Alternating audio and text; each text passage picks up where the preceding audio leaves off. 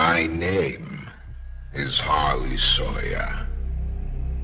They call me the Doctor. When Harley Sawyer came to, his brain was in a container. His lungs were somewhere across the room. His liver was in another machine entirely. He was conscious, completely aware of what had happened, and completely unable to do anything about it. The procedure he had spent years performing on other people had just been performed on him by his own colleagues using methods he helped develop. That's the part that always gets me about this story.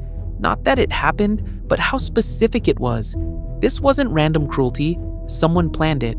Actually, before going further, there's something I need to address. In my last video, several of you pointed out in the comments that I got a detail wrong. The prototype didn't order Sawyer's transformation.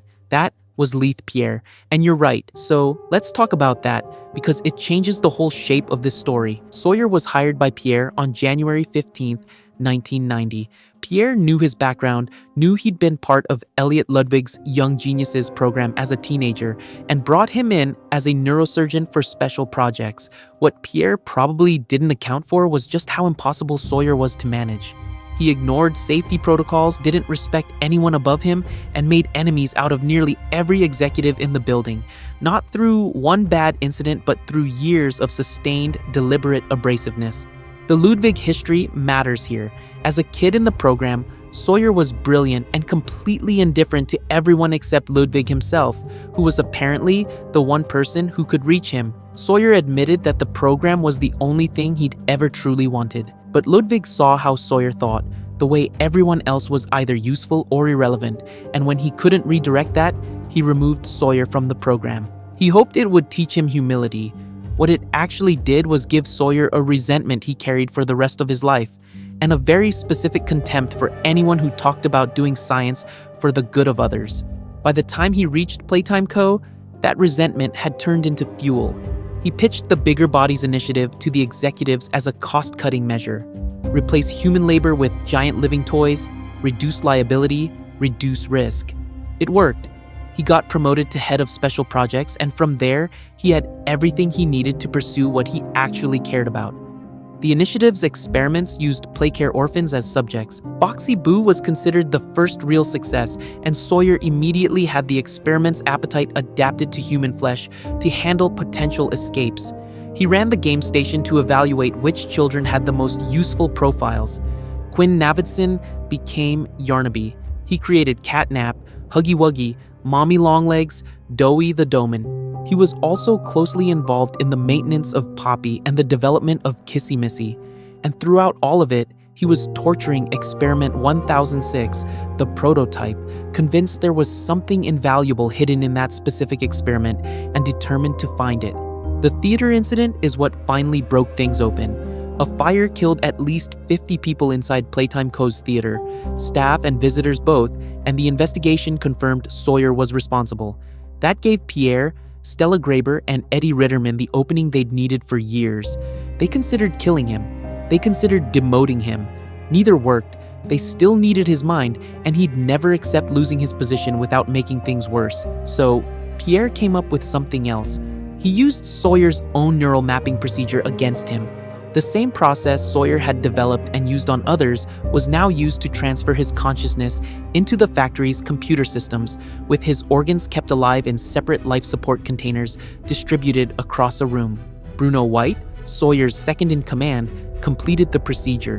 When Sawyer regained consciousness and understood what had been done to him, it was Pierre who stepped forward to explain his new role.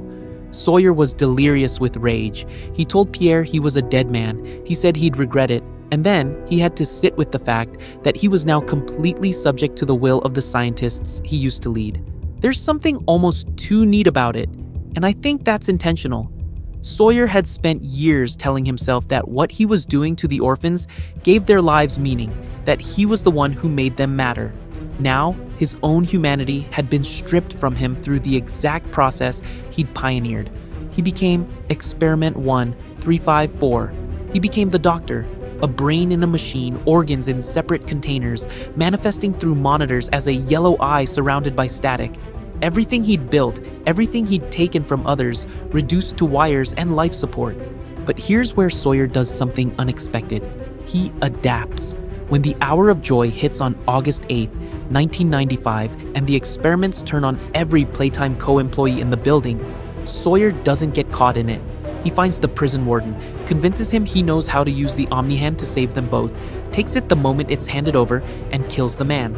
Then, he seizes control of the prison, places Yarnaby and the nightmare creatures under his command, and rebuilds his authority from inside a machine. The prototype, despite everything Sawyer put him through, keeps him alive because he needs him for something.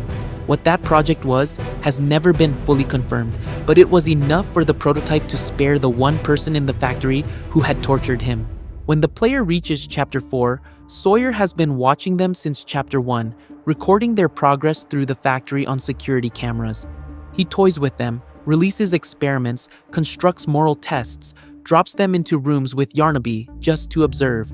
By the time the player finds what's left of him, a brain in a machine with android bodies as proxies, he's not frightened, he's entertained. He grabs the player with one of his reserve bodies, throws them into a disposal area full of his discarded android shells, and treats the whole confrontation as an experiment. His last words, as his systems collapse around him, are, "You haven't saved anyone." Delivered with complete conviction, no desperation, just the same condescension he carried his whole life, right up until the end. Except, it wasn't the end. What nobody knew, not the prototype, not the player, was that during the procedure Pierre ordered, Sawyer's own neural mapping process had been used to create a backup, a copy of his memories and personality stored in the data center of the labs. When the player and Giblet restore that terminal in Chapter 5, Sawyer reactivates. His first words are, Well now, this is a rather interesting turn of events. no confusion, no rage, just immediate sharp amusement, which is, honestly, the most Harley Sawyer thing imaginable. Pierre designed his punishment to strip Sawyer of power and force him into subordination. What it actually did was wire him into every system in the factory, remove the physical vulnerabilities that destroyed every other experiment, and, through his own backup, make him nearly impossible to permanently kill. The man who built the Bigger Bodies initiative ended up being the most durable thing it ever produced, and somewhere in the data center, still running, still watching, he's waiting to see how useful he can make himself next.